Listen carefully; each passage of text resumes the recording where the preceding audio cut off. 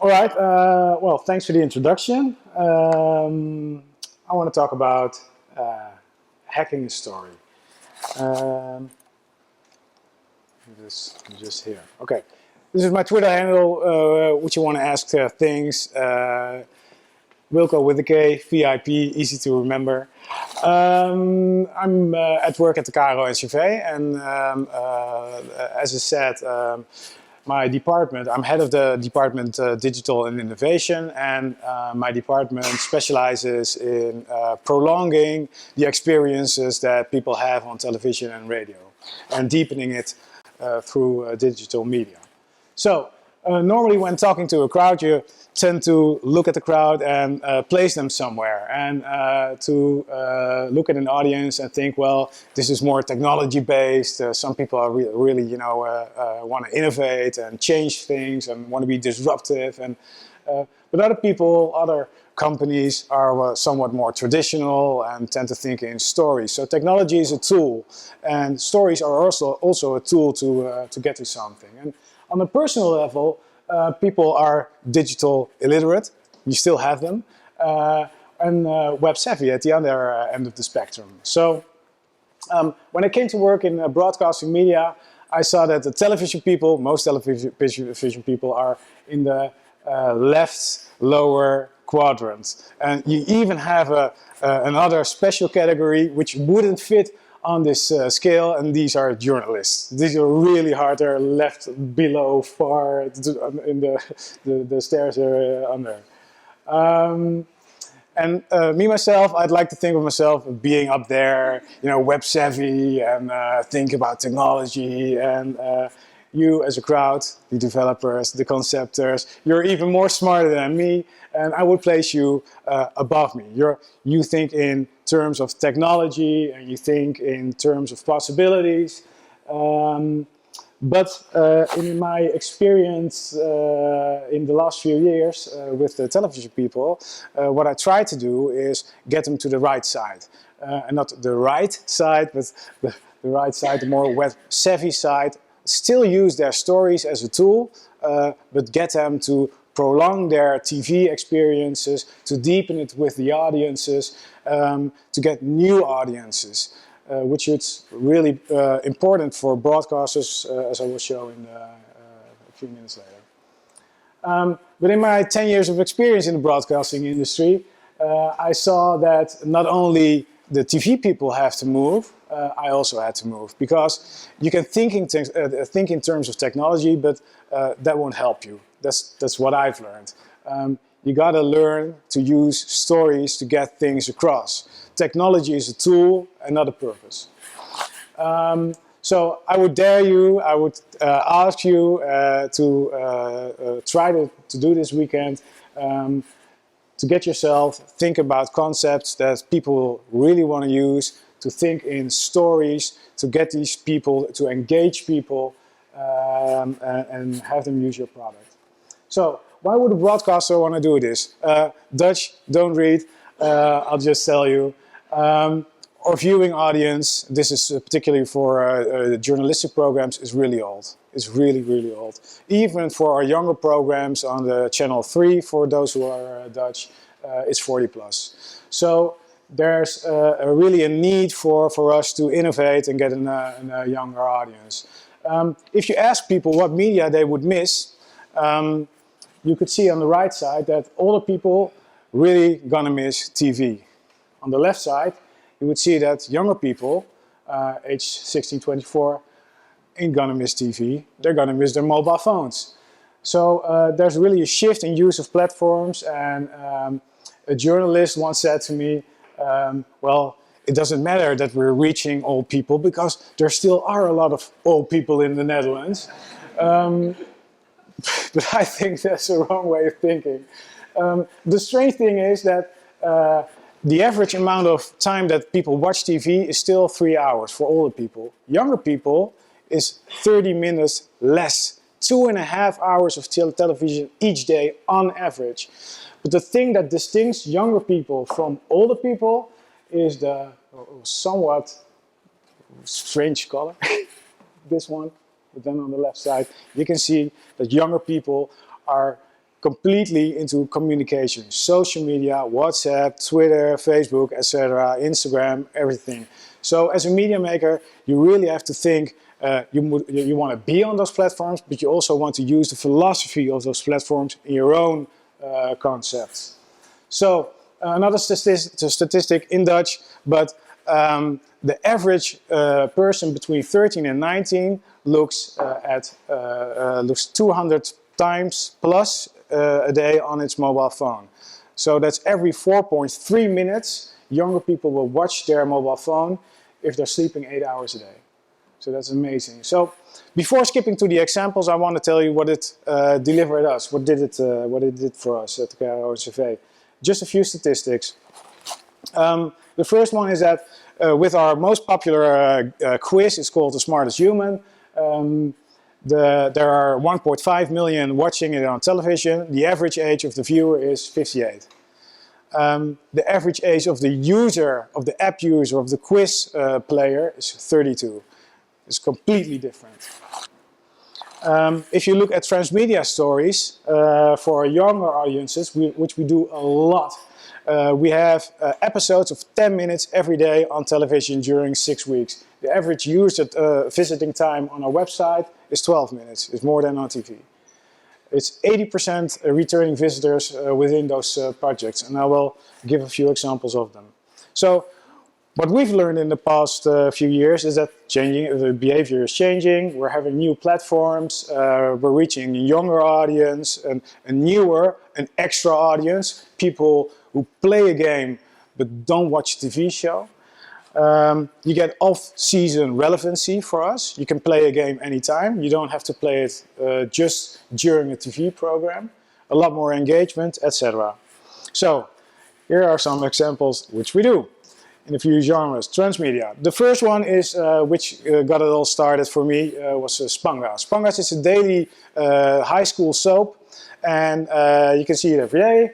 And at the end of the program, one of the actors takes the camera and says, do you really want to know how I feel about this?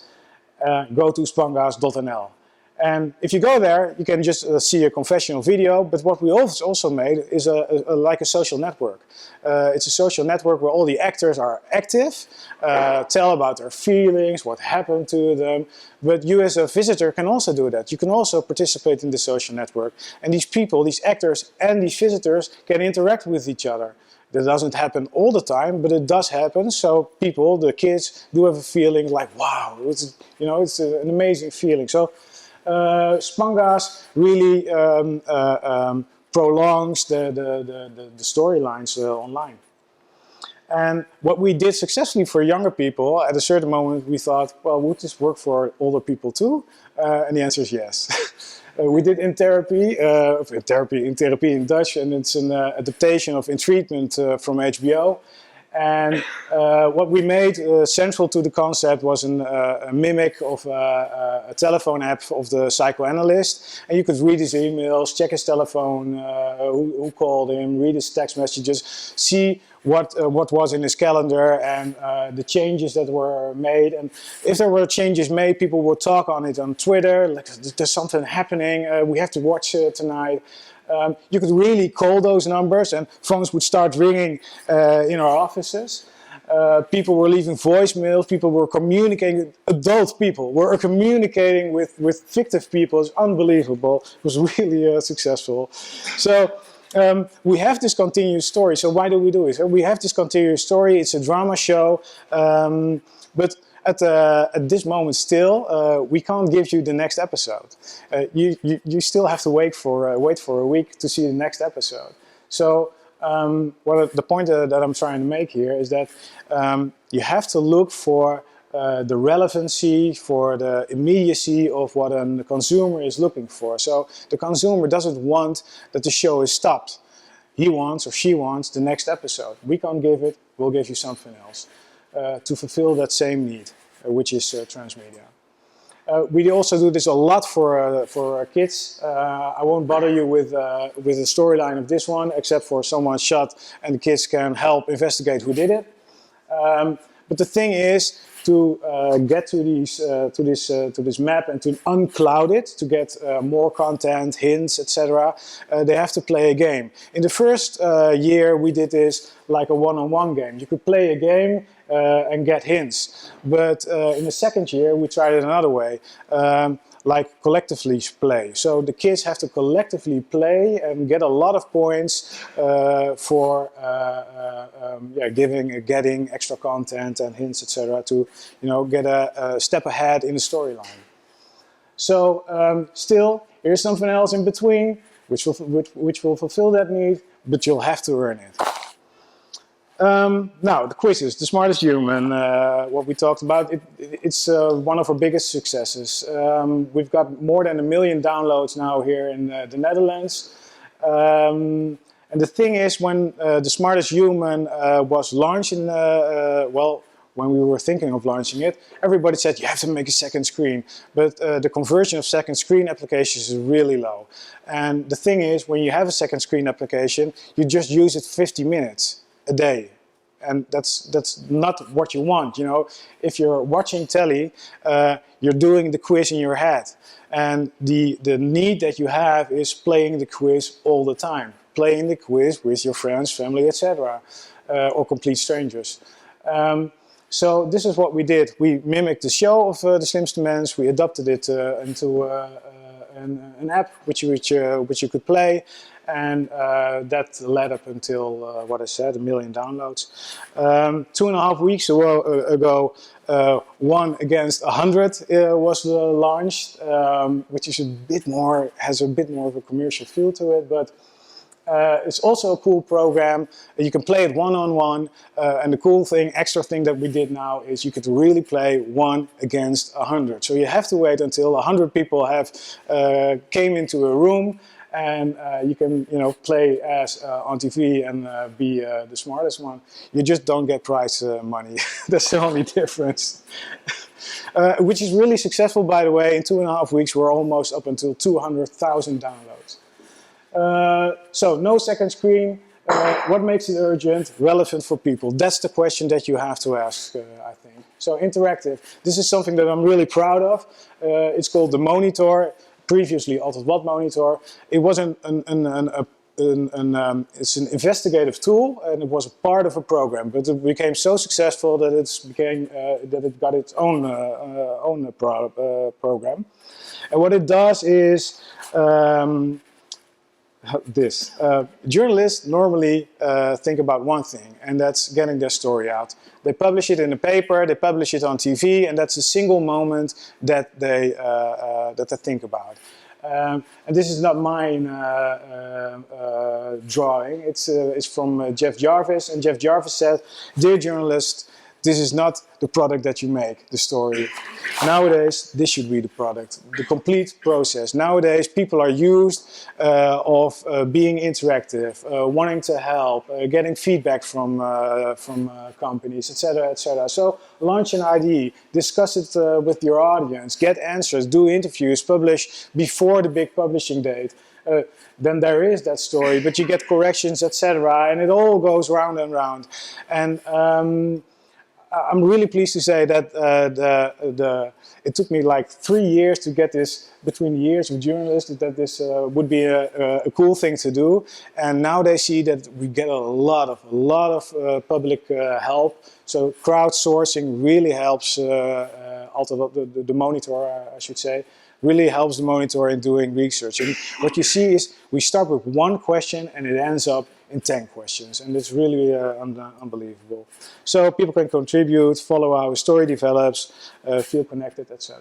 So, and this is one thing that didn't work. So Man bij het Hond is a program in the Netherlands that is about, well, normal people, almost. Most of you know it, I hear. And what Man bij het Hond does is track a line from point A to B, and on both sides of that line they visit people and make a program about these normal people. What do you do in daily life, etc. And a lot of those normal people do really strange stuff. There are a lot of museums that you don't know of. The Rijksmuseum is really famous, but there's this guy who made a mini Kremlin in his backyard. There are people who make mountains in their backyard, and you can visit them. And we put them in an app. So we thought we had an alternative guide to the Netherlands, which is a nice idea, but there's no immediacy, urgency for people who are watching the TV to give us extra interesting places to visit. So what we also did was we had a competition of 2 people who would travel for us through the Netherlands and visit all these great places. And the people watching telly were more interested in those 2 people who won the competition and traveled, and were interested in their personal stories, but not so much the alternative guide. So we really have to, you know, if we want to do this again, you have to pivot the idea. You have to think about what the relevancy is for the viewer. So second screen, and this is the last example that I'll give. ZAP Live. For a lot of these things, we also won prizes. And this is the latest prize that we won, like 2 weeks ago or 3 weeks ago.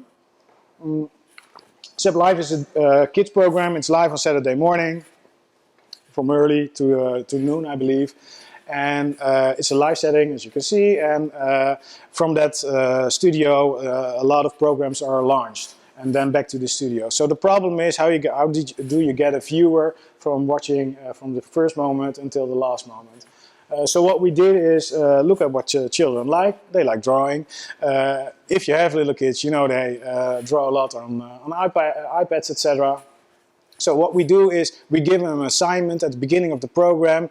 It has a brown tail and it says bark, bark. What could it be? And the kids start drawing, and the drawings come pouring in. It's like 2,000-3,000 during the whole morning, and people, the children, can see those drawings live on television on big screens in the background. So you get an immediate payback for what you've done. But you can also use it as a standalone drawing app. So this was the latest thing that we've done. So what we've learned. Relevancy, you really have to look at the consumer need. Why does he watch your program? Why does he want to, what does he want to know about a painting, etc. Continuity, look for a story. Look for something that to prolong a story. And mobile engagement is much higher. That's what we also see in our data. And the context, the time of day. What time of day is it, and what content do you give your people? What do you ask of people? And I think that's also a nice lead to Rutger's story. So, do this. Photo credits. All right, thanks.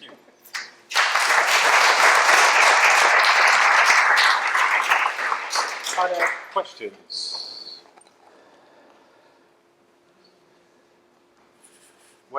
I would like to know, you gave a nice list of first you focus on the value it offers to the viewer. Yeah. That's the most important decision making. Yeah. But you also gave sort of criteria when it works and when it doesn't work. Mm-hmm. But I'm guessing that not all TV formats can have a digital life.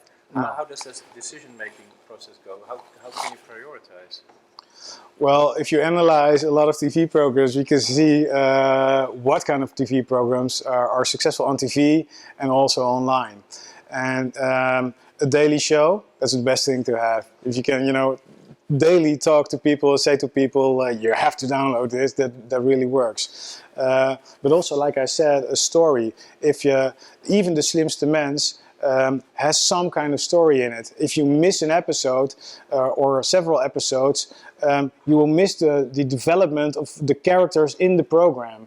And so a story is really important if you have that. But if these programs like most journalistic programs, also Brandpunt is a big program for us, these are one-off issues. And it's really hard to tackle and to convert people from TV to digital.